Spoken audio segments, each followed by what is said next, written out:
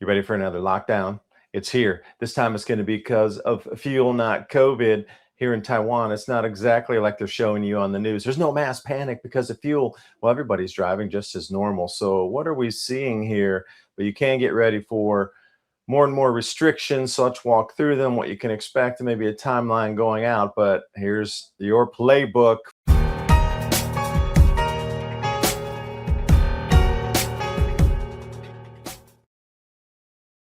And the reason I'm saying this is worldwide, they are talking about working from home again, 4-day work weeks, driving less. You're going to have to carpool. You're going to have to not fly as much. You're going to wait a minute. That checks the boxes of almost all these goals a little bit further into the future that we're hearing, isn't it? You'll have to have permission to drive your car. Let's dive into it, starting with the IEA. Sheltering from oil shocks. These are the 10 measures right now to reduce impacts on households and businesses. With your billion-dollar budgets, could you please do better graphics? This is horrible. This is like a third grader put this together. Just constructive criticism. Could you not scrape an emoji off the internet, off Emojipedia or something, and at least do? We'll start on the left. Alternate day car access in big cities, meaning even or odd license plates or letters, whatever they're using going into a city. Increase car sharing, drive commercial vehicles efficiently, and then we got lower highway speeds. We saw that in the 70s, 55 miles an hour. Avoid air travel on the far right. A little bit easier for you to read it with this, list here. Work from home when possible. Right at the top. Encourage public transport. I've been looking for these signs. Zero in Taiwan. Had a friend in Japan driving around for the last 2 days. Hasn't seen it up there either. Zero in Japan. But the news would have you believe every station's closed across the planet in the Asia. Oil dependency, supply crisis, visualization. I'm in the red. I'm not seeing any, fuel prices went up 15%, but that is it here in Taiwan. Just an on-the-ground assessment. I am not seeing what you are being delivered into the news here as what is happening. South Korea announces mandatory fuel rationing, and check, right on cue. Vehicles at public institutions barred from operating 1 day each week and a 5-day license plate rotation. Hey, that sounded like alternate day car access in big cities. Breaking: South Korea has started a nationwide energy saving campaign, urging people to take shorter showers, ride bicycles for short trips, charge phones and electric vehicles at night, not to strain the grid during the middle of the day. I mean, I had to laugh. So, like, take a shorter shower. That's going to save the energy crisis. Oh, come on. This is maniacal and absolutely ridiculous, the things. But again, 2022, what did they ask us to do? Some of the ridiculousness is being just recycled, maybe adding a little bit different fabric softener on it, but it's going through the wash again. Vietnam, check. Work from home, prices spike. But wait, we've already been trained to work from home. That'll be super easy. Just do it again. COVID gave us hybrid work week. This war might give us a 4-day work week permanently. Oh, wait, that was one of the plans, I guess, at the end of this decade, wasn't it? We would all be working from home. Offices would be closed, so we didn't need to go anywhere. But let's go back on to the bad graphics here. Avoid air travel, far right at the bottom, if alternatives exist. Oh, wait, you might get stuck in the Philippines. Planes grounded. They don't have enough aviation fuel. If you go, it's a one-way trip. Don't you dare travel. You get stuck at your destination. Rethink everything. Yeah, that's what the messaging is here. And the gamification. Of course, we have the countdown clock, or I should say a clown down clock. Every movie has one. It's going to detonate. 3, 2, 1. Oh, there's a timer. Oh, the release. Oh, this, that. They've already trained you through the movies. Countdown clock. Here we go. 42 days. Critical diesel fuel shortages in New Zealand. I'm going to give props to whoever did the API and created this real-time status for fuel disruptions and availability in New Zealand. Unbelievable. You did such an amazing job. Like, I was blown away. The amount of data on this thing is like, wow, every country needs to do this. And whoever did it, again, props to you. This is amazing. So those supply projections, and we'll show you the different lines, just like they have with different emission scenarios and temperature rises. It's so easy to copy paste that. You've already been trained for 40 years. Why not use the same data? If there's no intervention and they don't do rationing, Diesel, top right, will run out approximately April 17th. New numbers out of Washington show inflation is on the rise again. Another threat to you, your savings account, and your retirement. Ask yourself an honest question. Does your dollar go as far as it did 10 years ago, or 5 years ago, or even last year? What does the next decade look like for you and your savings? If your portfolio lacks exposure to gold, one of history's most reliable economic hedges, it's time to rethink your strategy. Gold has kept up with inflation and in many periods outpaced it. My friends at Noble Gold Investments specialize in helping people protect their wealth with physical gold and silver. Whether you're rolling over an IRA or making a direct purchase, their team walks you through the entire process and makes it simple. No pressure, just education and experience. And the limited time offer March bonus, get a 1/10th ounce gold American Eagle coin for new qualified accounts. Visit 2030gold.com and discover how easy it is to protect your financial future. That's 2030gold.com. Click on that link in the description box below. Now, if they do emergency lockdowns, then that purple line will extend you out until approximately April 27th. So 10 days, lockdown or no lockdown. I guess you're getting into desperation if you need to lock the country down to save 10 days of fuel, because then you're going to zero anyway. So does it really matter? Everything's color coded, just like a stoplight, just like the things that we saw in 2022, red bad days, red extreme danger in the city, yellow, we've all been trained for these same colors. So just follow the colors. Emergency lockdown 40%, although they reversed it. Green good this time. Well, green bad, actually, because it's the lockdown point. So they can't have it exactly because you might catch on. Supply projections. So the historical current, well, New Zealand's dropping off a cliff. They're really relying on imports. Obviously, they're an island. Well, so is Taiwan, but I'm just not seeing this same scenario play out here. No intervention baseline is red, obviously, and this is just be regular car petrol center there, top right. And the emergency lockdown will take us to 40%, I guess, savings, and that'll extend us out from like April 20th all the way up to like, I don't know, May 14th or something. A little extra on that. So got to go to the jet fuel. This is the important one that they're really pushing here, the aviation fuels. Again, it's very similar. You might buy yourself a week or two maximum by going complete draconian style, but hey, a week of fuel is a week of fuel. Got to get you trained again. Thailand, the fuel prices at stations soar 6 baht a liter, where they were at 32, 33 baht a liter anyway. So looking at about 20% increase. But hey, in America, we're well over 20% already. So, the headlines are scarier than what's truly occurring.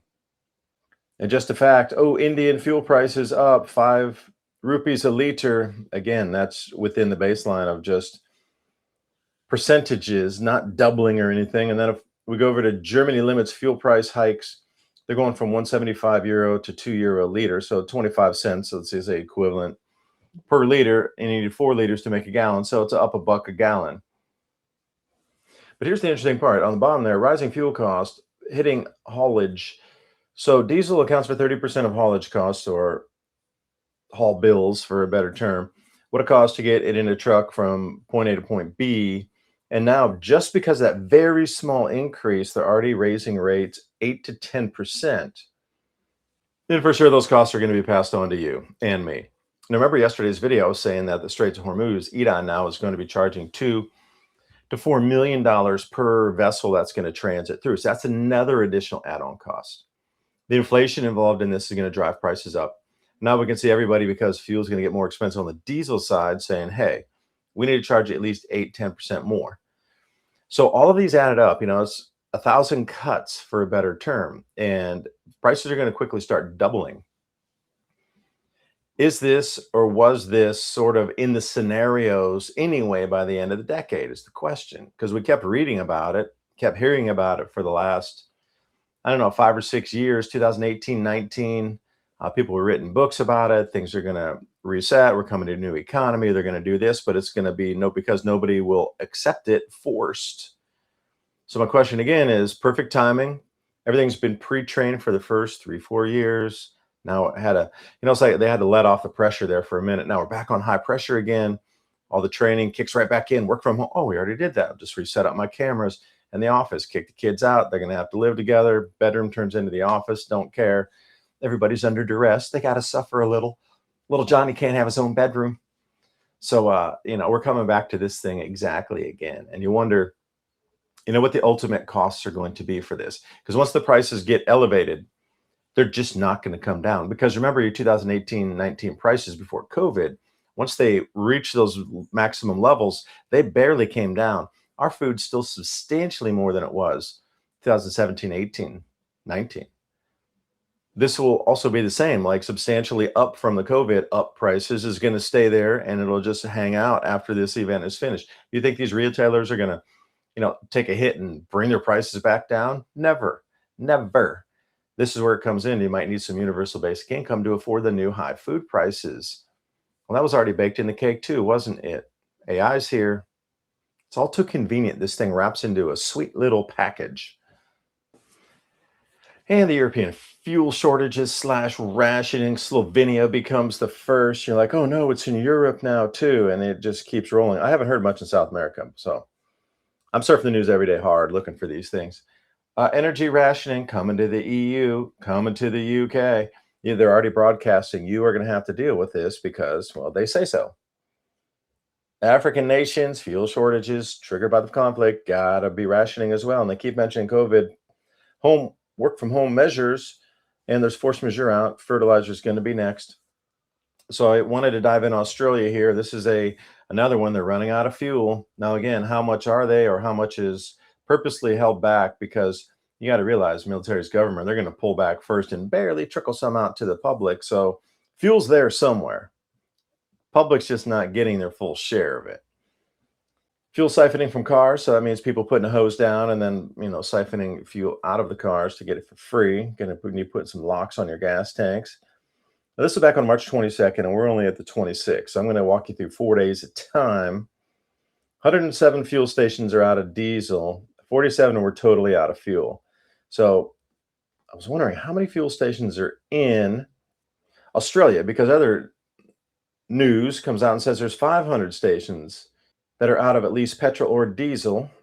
And then it said there's 600 stations in addition to the European shortages. So I jumped on Grok, and there's 7,800 service stations or petrol stations, gas stations in Australia.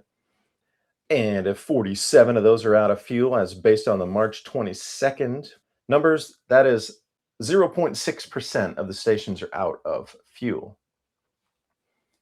Now here's the gray line. 600 stations are out, roughly 8% are missing at least one type of fuel. They're not totally out of fuel. See, they're juggling this out of fuel, totally out of fuel, out of a type of fuel, gonna get more, got to ration it. So again, the juggling act of the information itself, it was they're out of fuel. Oh wait, there's only out of fuel some. There's some out of diesel, some out of gasoline. And they're going to keep juggling this around. But the ultimate point is governments serve governments first. Like for continuity of government, of course you're going to have the fuel. So what's being trickled down and given out to the public is through the government and its systems of private partnerships, through the refineries, through the distributors, through the importers and the ports, going out and delivering that to the public, what's left after governments take what they need for continuity, for military, obviously, emergency operations. They're going to need an entire bevy of fuel needs themselves. They let the tanks go way low. They're refilling as this is going on. So the fuel shortages, at least had the best I can explain it is, these are currently artificial because governments are pulling fuel first and they're leaving what is left after their needs back to the public. So nothing's running out really at 100% everywhere. It is being restricted because, well, the first flows are going elsewhere.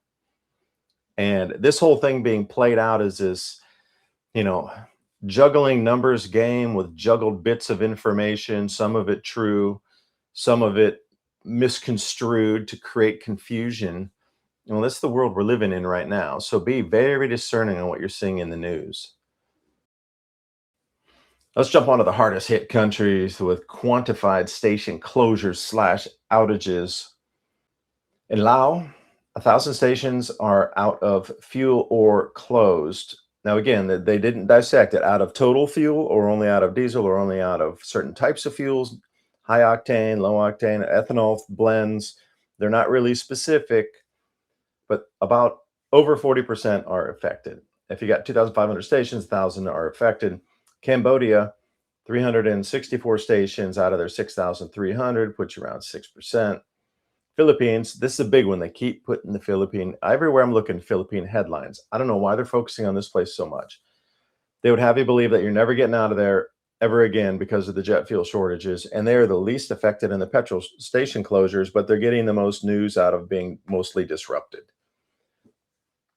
So, other context for affected countries, no precise closure numbers available. Thailand, 10 to 20% of the stations temporarily unavailable at peak demand, meaning rush hour when lines are stretching down the street. They'll just close off pumps. We don't have it. Government told them to do that. Wait for lower queue number or longer lines or less longer lines, and then turn the pumps back on. It's there. It's just not being given to the public when people are panic buying. You see, they're trimming it like this. Slovenia, they're closing because all these other European nations are driving in to fill their gas tanks. So there's a lot of foreign plates coming in. They call it fuel tourism there.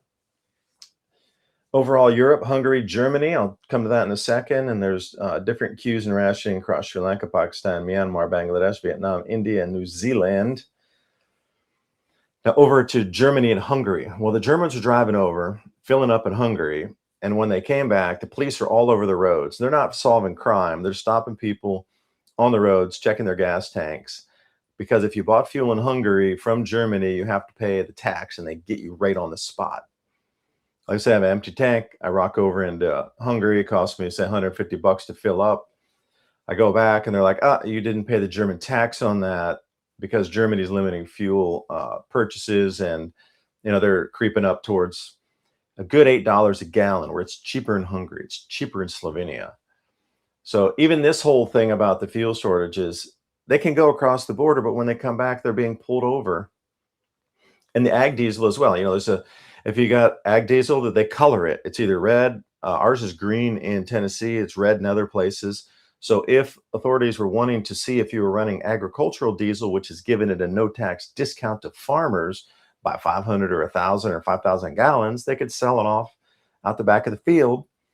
And eventually, we're going to start checking gas tanks on diesel vehicles to see if you're using ag diesel. This is the world we live in. Oh, it's just getting more bizarre, but everything's being tracked. More QR code. Definitely, this is what that online mobile systems are about to know exactly where your car has gone from point A to point B. And in the future, when they say you can't drive, they're just going to turn our cars off so we can't even start them to go anywhere. Welcome to 2026. Oh, it's a beautiful world. So running you down here, somebody did a good job throwing the flags in front of this. Not all of them are fuel shortages, but it just gives you kind of an update as through the week here as I'm doing, but in a shorter fashion. Sri Lanka, 4-day work week, rationing, schools closed. Can't have all the parents driving the kids there using that fuel. Make them take the bus again. Pakistan, overnight price surge, doesn't show how much, but we're talking 15, 20%, but that is absolutely catastrophic for a lot of people across the world, a 20% rise in fuel. India says they have 9 days of reserves left, but I'm calling BS times 10 on that one. They're in the top world's, I think they're the 5th in the world for refining. It's just almost impossible that India could be this affected. I've seen a lot of commentators from India going, how is this even possible? So I'm following their news over in India of the people that are on that end explaining that that's not possible unless it's manufactured. So just put that as a feather in your cap, as a piece of information. Japan, they lied. They said 254 days, but actual 95. But again, I have somebody up there driving around currently looking for closed stations, and they're not finding any. So that one picture you saw circulating on the media that said, thanks, Trump, fuel station closed. That was a, Twitter moment, and that can't be found. That station's not findable anymore. UK, of course, they're warning for it's coming, it's coming. Germany, gas up, it's going to get in more. France paying more. South Africa says everything fine. People showing empty pumps. Again, this is what I'm saying. It's an information overload here for most people.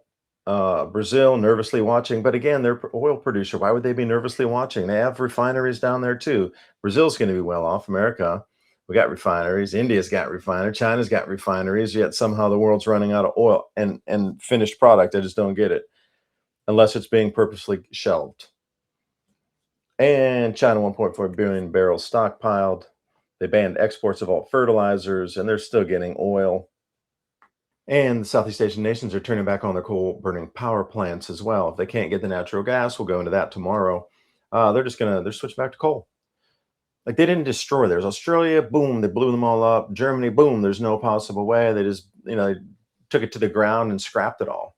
Well, smartly here, they just mothballed those power plants. They're turning them all back on. So the repercussions of this, everybody's going to burn coal. And if they can't get whatever the cleanest anthracite or whatever it might be, they're just going to go back to whatever they can get. I don't care if it comes from a peat bog. We're burning it because we need electricity. You think these governments are going to get overthrown because they're concerned about burning a dirtier quality of coal? Of course not. That would be insanity. We're going back to the English 1850s smoke in the street, smoggy kind before they'll ever have citizens overthrow them. Come on. This just twisted everything back on old school again.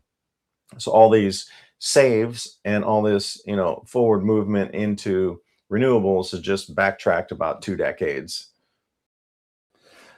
So the elephant in the room, top countries' dependence on Middle East. Now this is Asia here because all the news in the world's focusing on Asia. They're out of fuel.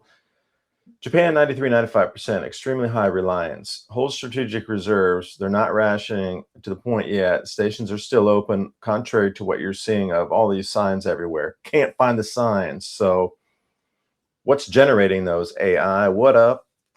South Korea, we saw that in the beginning of the video. They are now telling people work from home and rollover spot. Singapore, but they are the through point down off the Malacca Strait. They have the most oil coming into that place of any nation on the planet, pretty much in a port scenario. How are they, again, this has to be manufactured. India, there's some great analysis. I encourage you to look out at people talking about Indian refinery madness, that it can't be because just the sheer volume of it being like the 5th in the world. How is that even possible?